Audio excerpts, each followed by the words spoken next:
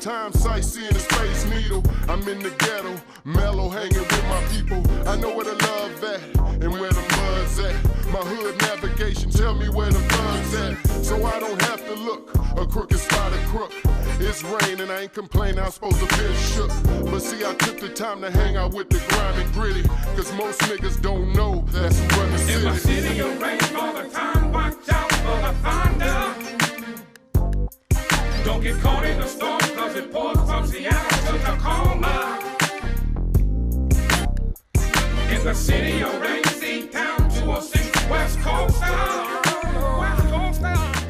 Happy New Year and welcome back. I've just recently returned from Beverly Hills, taping interviews for numerous shows and have several speaking gigs scheduled for 2025. So I'm looking forward to that. As promised, we'll have lots of interesting videos coming up this year on a variety of subjects in the criminal justice arena, which is the focus of this channel. I considered a lot of videos to jumpstart this season, and I decided on this one. Unless you've produced videos or movies or other major presentations, you have no idea how much work it takes and how time-consuming it is. I don't have a film or editing crew or millions of dollars to create my videos, so I do appreciate your support. While I was born in Yakima, Washington in 1960 and spent many of my summers there, I grew up on the west side of Seattle. I know the history and streets of it like my backhand. I talked to many individuals and gangs active there even before my 2.5 decades working at the King County Jail from 1993 to 2016, classifying and placing offenders within that criminal justice agency. First, let me give you a very quick historical background of the place that we will focus on in this video.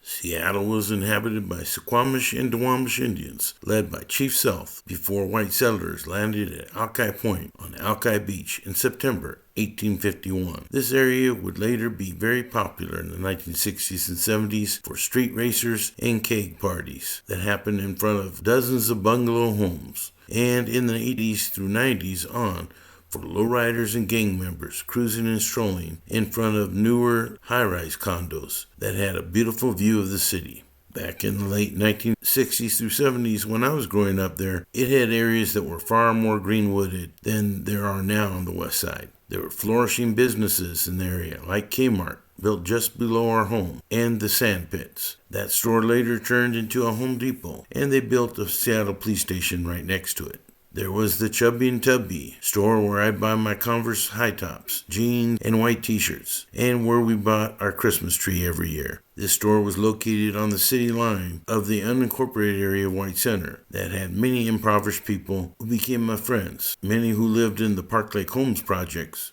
and some who attended Evergreen High School. At the highest point of Seattle, there was a public housing project built called High Point.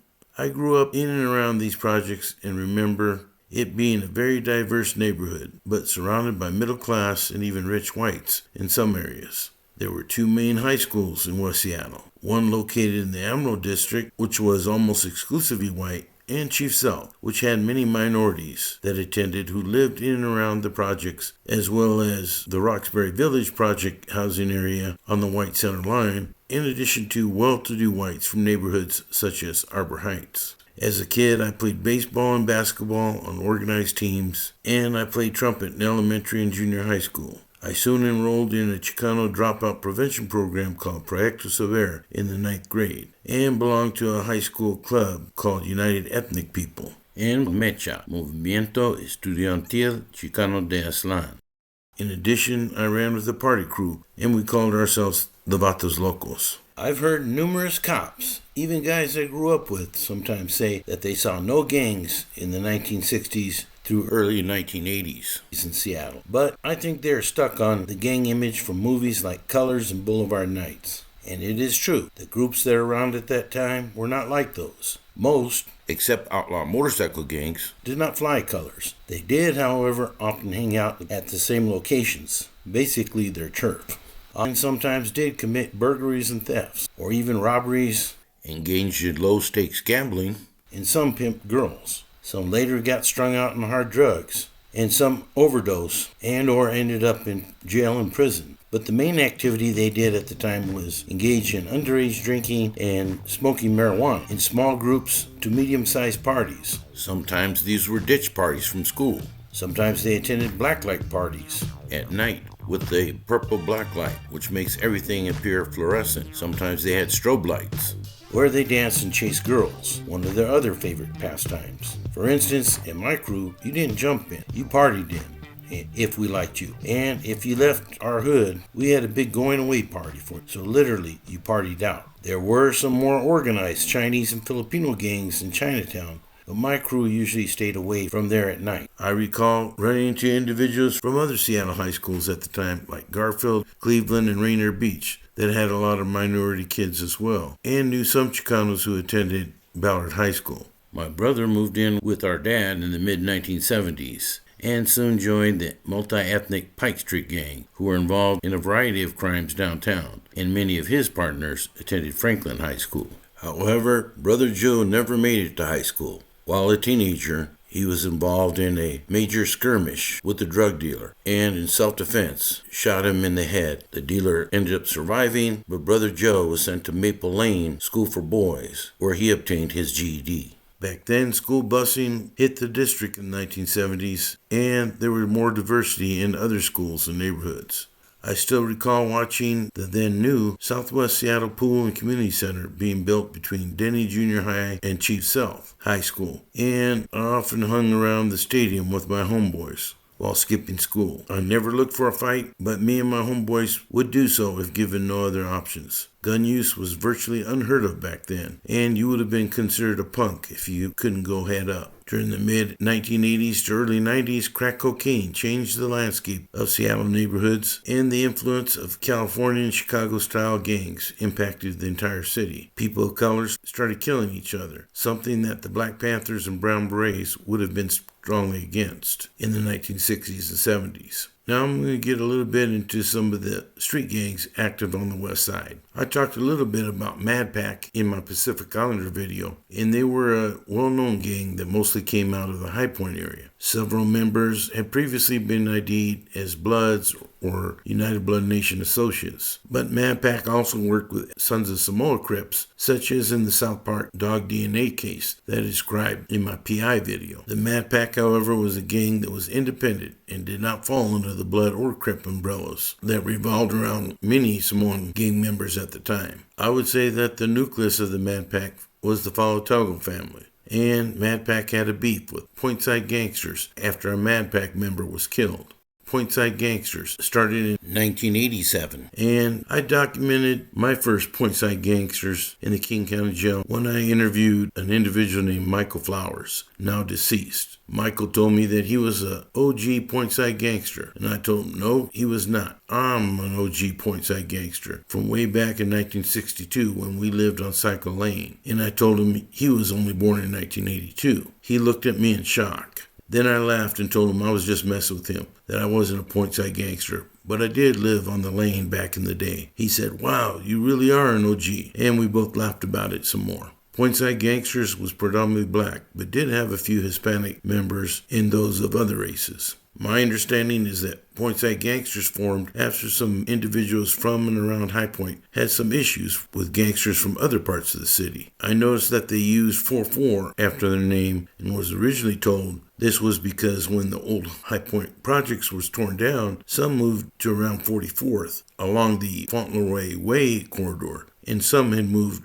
to the Delridge Way corridor. I found out later that they adopted the 44 in reference to the 44 Magnum, considered to be the most powerful handgun at the time. The official founder of PSG was Lavelle Sykes, and the Sykes family had several members involved in Pointside or Westside street mob, in spite of them later being portrayed by some as neighborhood heroes. Pointside Gangsters were not the Black Panthers. For instance, on February 16, 2006, the Southwest Precinct Anti-Crime Team conducted a search warrant off of 16th and Henderson and arrested Hassan James, a Pointside gangster, for violation of the Controlled Substance Act and for a violation under the Firearms Act, along with a few other suspects. Officers recovered 65 grams of cocaine, a .40 caliber handgun, and approximately $1,500 in cash. Pointside Gangsters even had their own rappers, and many aged out of the gang life, but still keep in contact. I was told that some of the younger Pointside Gangsters started wearing red, and that they had some problems with South End Gangsters, like the Hoovers and Down With crew coming into the area, like the Delridge Community Center, and trying to boss them around.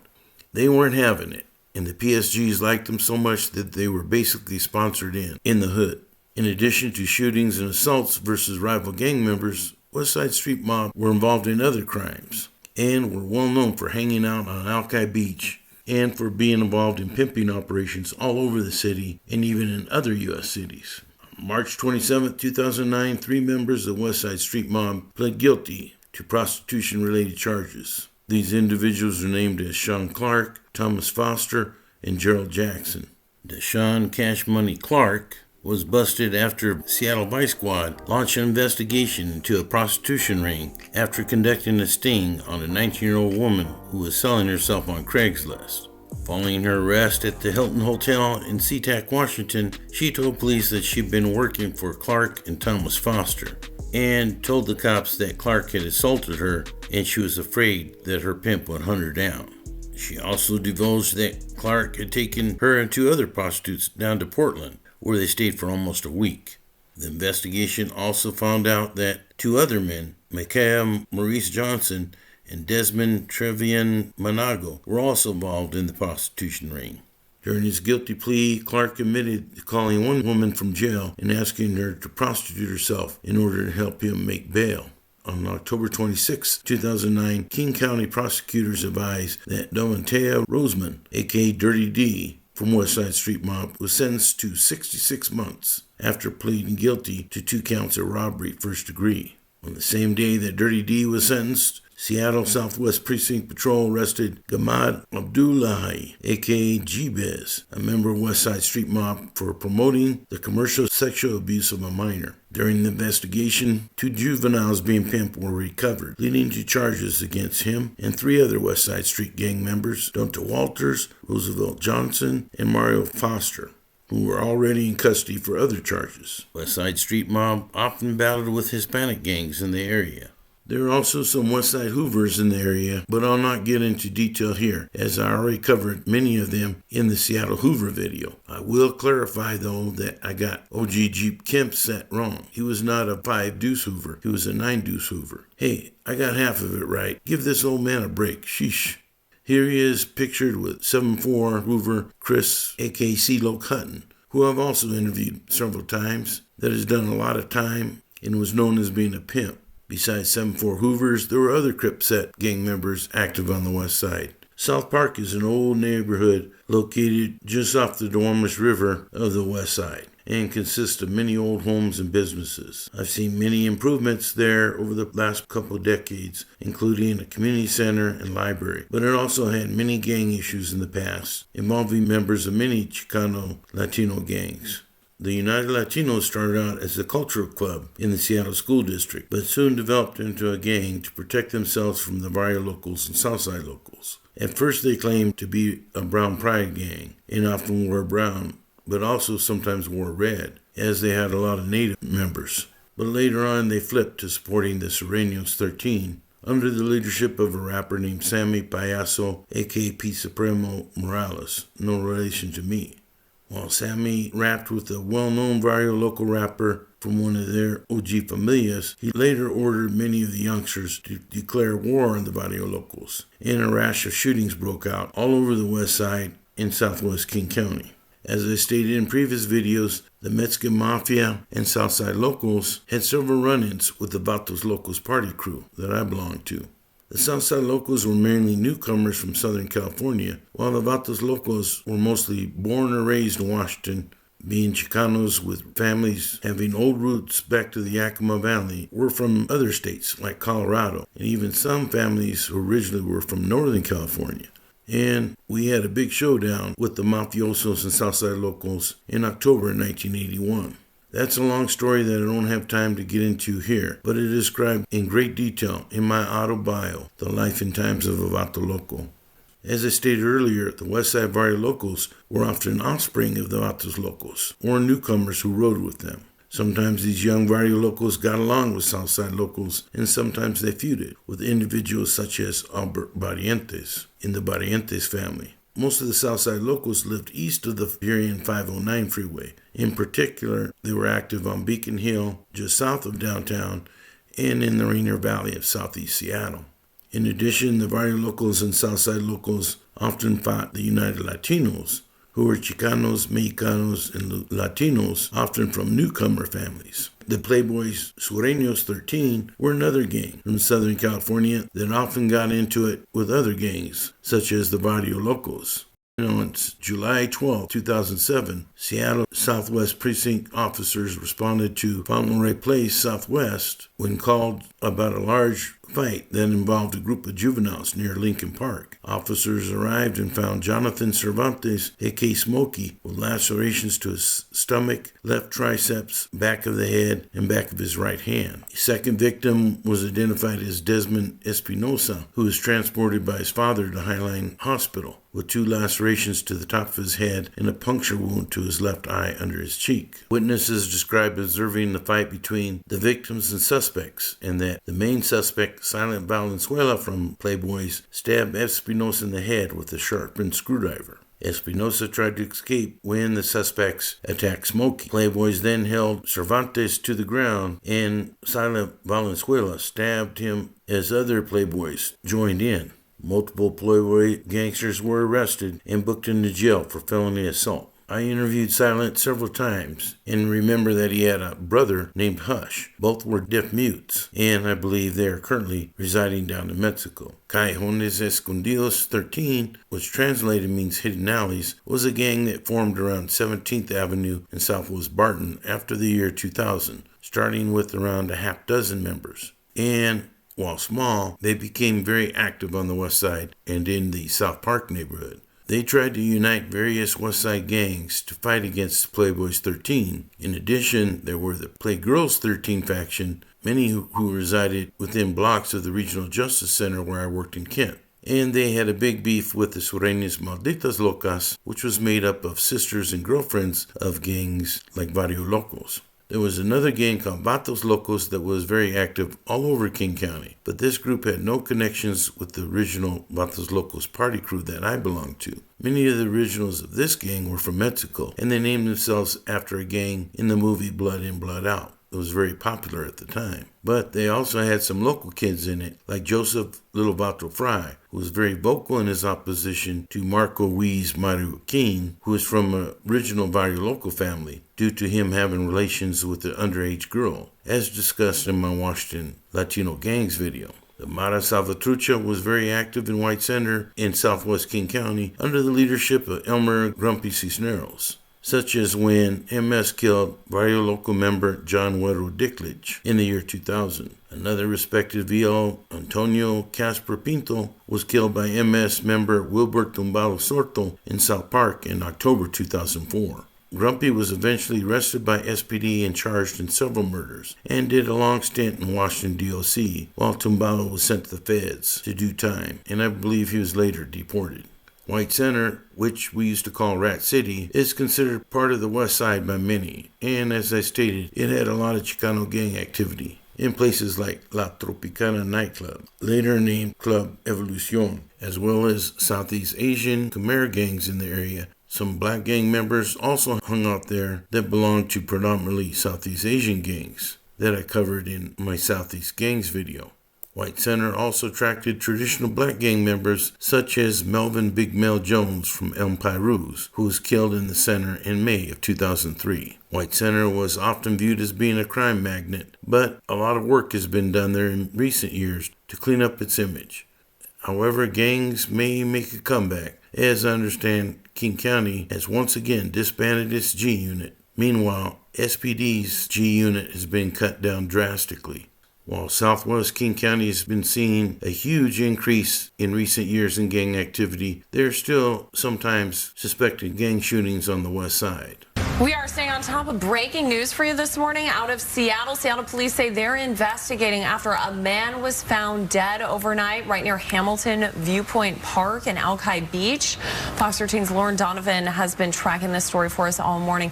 Lauren, we know that medical examiner just got there. We know that things take some time. What are you learning now?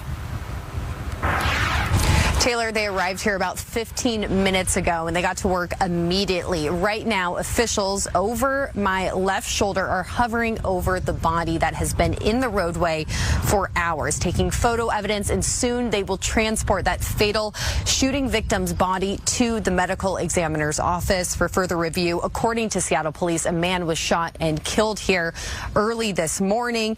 By the time Seattle Fire arrived to provide aid, it was too late. He was gone. There was another victim in this shooting. They were transported to Harborview, another man, but he is expected to make it.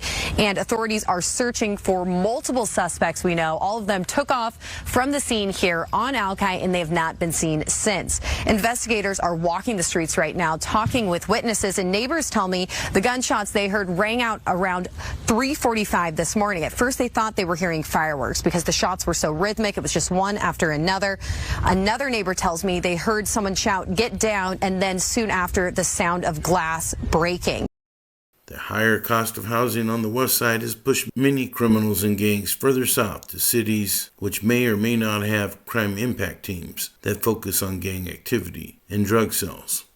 Before I end, let me say that things always evolve, and that includes technology, neighborhoods, as well as gangs. What we've been seeing in more recent years in Seattle, parts of Washington State, and even nationwide is the growing trend of money gangs. These groups often consist of members who come from neighborhoods relatively far away from each other, and sometimes they even belong to historically rival gangs. But they are individuals who have hooked up on the internet at various social events or via word of mouth. They are usually younger, less disciplined, and more violent, with more firepower than ever. Don't want to listen to some older gangster, some OG, telling them what to do. Their main motivation is not to band together on the corner block, to fly colors or spray paint their name and moniker or other traditional gang behaviors. Their main motivation is money. Their color is green. They often launder this money via raps that they put out, which sometimes brag of their crimes, and or may diss other crews and other money gangs. Sometimes people accuse me of glorifying these gangs, but that is never my intention. My sole intention is to bring these groups to light for public education and for accurate documentation. As I speak to people who are not in the business, I often hear misconceptions about gangs. About 10 years ago, I returned to my old neighborhood and gave a presentation on gangs to concerned community members. I noticed that the neighborhood had changed. At that time, it wasn't too much prior that the projects have been rebuilt as New High Point, and the surrounding neighborhood and improvements done to it also. There's a good program called Safe Futures, led by my brother Sorya Svi, that used to be located in White Center, but had relocated to the High Point area just 1 block away from where I saw a purse snatcher get his head blown off in the mid-1960s as I was headed to the Winchell's Donut Shop, located on the corner of 35th Avenue.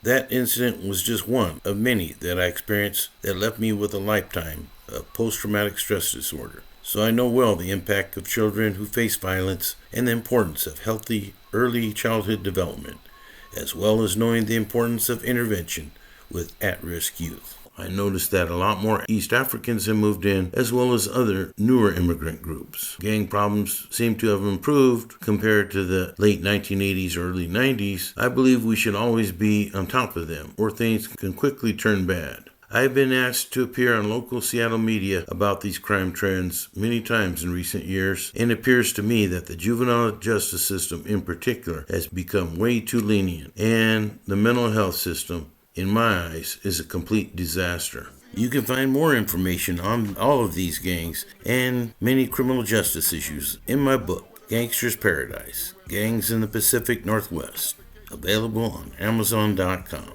Well, I know I covered a lot in a short time period, but I hope it gives you a better understanding of how things evolved on the west side of Seatown. Once again, it's okay to leave comments about any of my videos. Just make sure that you're respectful, or these comments will quickly be deleted. Please keep those ideas for future video topics coming up. I really appreciate your support. For now, this is Gabe Morales signing off for Gangsters, Cops, and Politicians.